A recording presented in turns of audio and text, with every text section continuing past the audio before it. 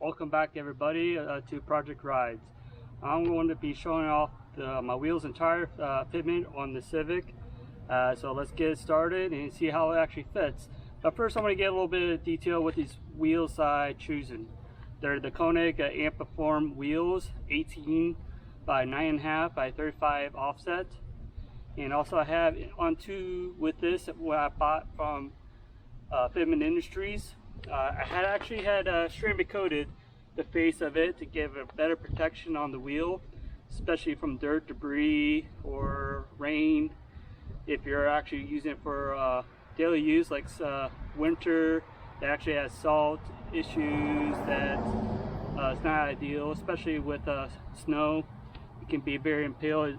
This will actually help improve longevity of the wheels and everything. And the coating, it's not like the spray style you get from like AutoZone or anything like that. It give you that this will actually last long. I suppose it's certain versions of this ceramic type of coating that's applied. It can last up to 10 years ish. It has like a very small film on it to give like a clear coat feel and protection, and it also helps to give better rain repellent and everything. And it gives you a nice shine with it too. So these are the Ampliform, and they're the gunmetal metallic.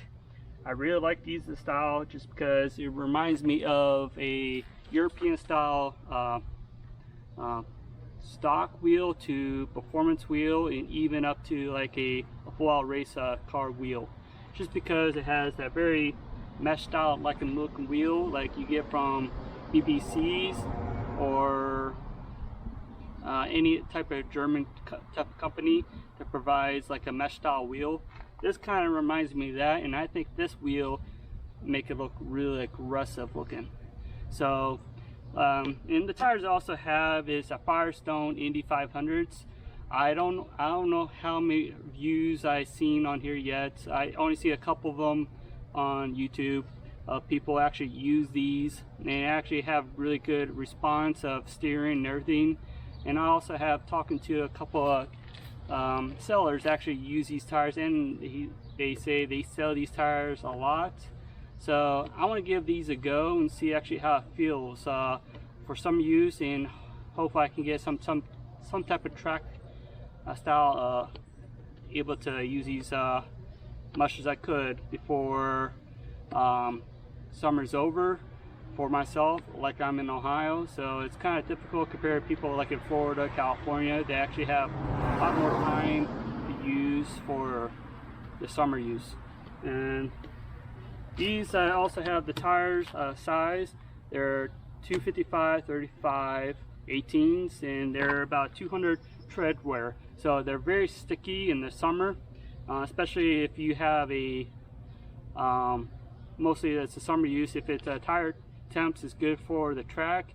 If the track is way too hot, it might be too sticky and wear out fast.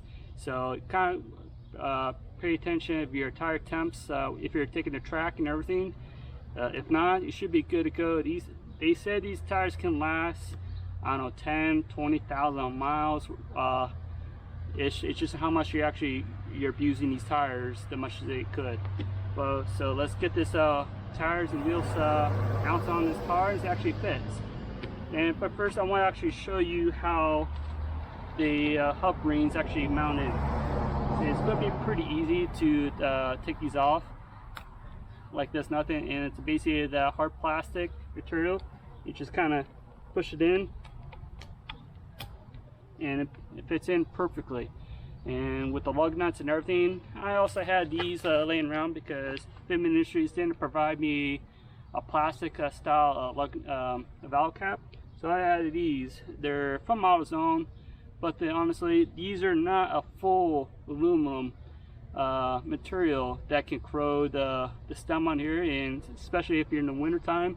Just look inside in here of it's a plastic inside, so it lets you know that it's not full aluminum, so it won't corrode on it, and you don't have to use pliers or some type of like cutting material to cut these off. So they're nice. They have plastic inside, and they're very light though too. So let's go get these wheels installed and actually how it fits. I'm also going to drive it back and forth to get the suspension to settle properly and make sure these fit properly, so it don't look like it's off-road style looking. Because so far I tried to get these wheels on before, and the suspension did not settle properly. So I'm going to drive around the street really quick and get the suspension to settle quick and see if actually how it does. Especially I'm going to notice a little bit of tire noise, see like fitment of if it actually clears the fender inside the wheel and everything. Just make sure it's good to go with this factory suspension before I can actually go my BC coilovers that I had a custom custom spring rate that I had in mind picked out for myself. So let's get it started.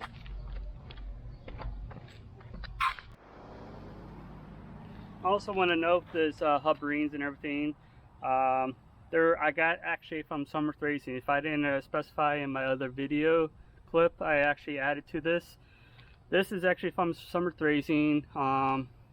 This is not actually the full parts number, so you can actually Google this number if you wanted to. You get the right one if you actually have a Civic with these type of wheels from Konig. So the parts number is this right here, and I'll put the description in the title and everything. Yeah, the title and everything. Just give you an idea what to look for, so you don't have to mess around trying to find the proper one. And I really like these style ones I had on my other Civic and never had issue once. Alrighty. Alright guys, I finally got the wheels installed. I'm going to show you before and after from loading this car. You will notice probably the suspension will settle after I drive it. And also I'm going to take my factory wheel, one of my factory wheels, and go weigh it quick and see what the difference between these aftermarket ones with 255 35 tires on, with to me it'll be a lighter weight wheel, and see how this actually is comparisons. Alright.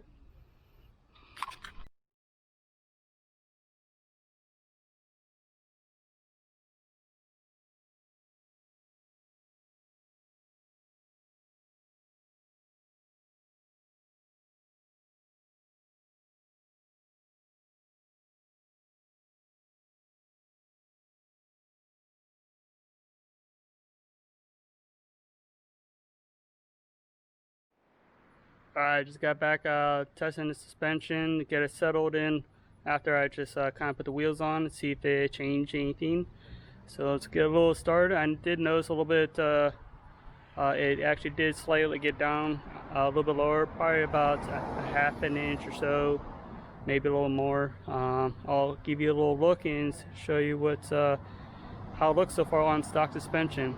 I'm not sure keened on yet on trying to take it around the corners or anything, because I don't know how the suspension will handle, but I will take it just up the street because it has some little high bumps, and I don't want to hit it hard. I just want to see if actually the suspension actually gives it a little maybe a tap a little bit, see if the suspension is way too soft for the setup, or we need to put the coilovers on as soon as possible.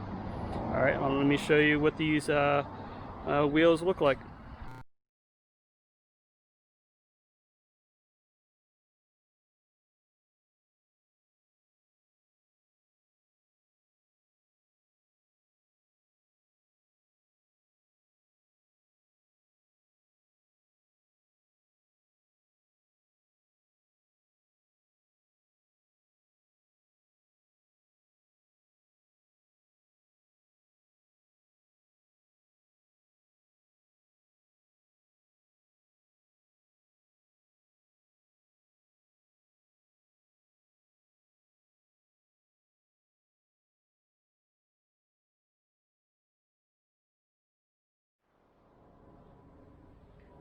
Know yourself, you can always go to different level of setup though too. To me, I did my own research much as I could, trying to find the less weight I can for on a Konig website, and I think these are the wheels were the lightest I can find. And plus the tires are not too bad of a weight though too. I think they were like 24-25 pounds a piece.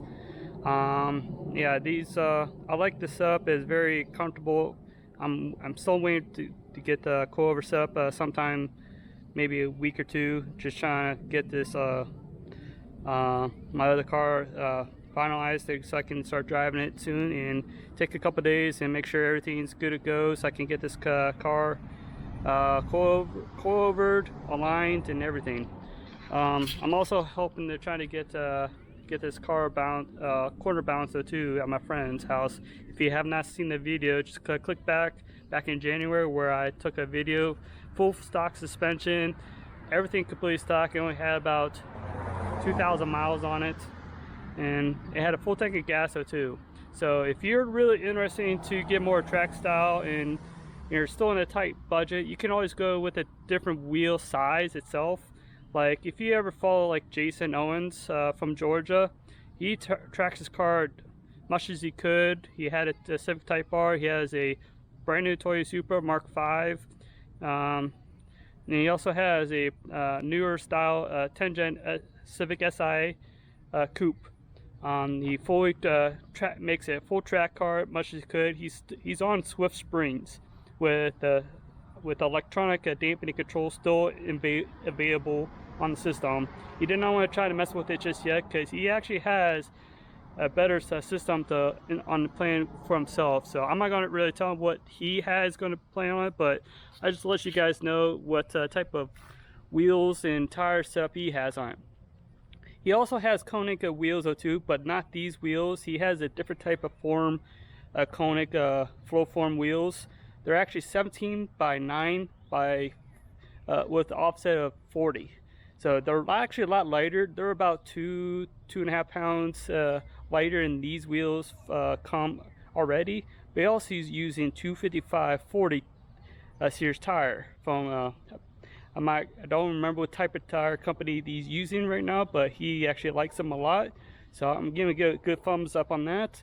And I hope I see him sometime in the future at the track events and stuff like that. So maybe I can ride right behind him with this car. You never know. I would love to get this car on the track as fast as I could. I know there's limitations on this car for being a non-SI version because the engine. Some of the variables of like the turbo, cams, the oil system you could probably modify. There's actually people actually do modifications to make it don't lose oil flow when you hit the corners, so you don't have oil starvation. So, and also a very good point, he also Jason Owen actually has a custom suspension set for his SI that he's going to be marketing sometime soon. I don't know when. I'll if I actually can find whenever he ever posts it, I'll link this to my YouTube channel, or maybe on my Facebook Project Rides channel page itself. I'm not sure what braking system I'm going to look for. I'm probably going to stay roughly between a 12.6 or a 13-inch front rotor. I'm not sure what I'm going to do for the rear rotor yet, just because this is the 10 gens are very limited of rear brakes set up as a stock. So I'm going to try to do much as I could to get the proper braking system for this car so it stops properly. So that won't probably be until the later future videos. I'm trying to get these videos going fast as I can.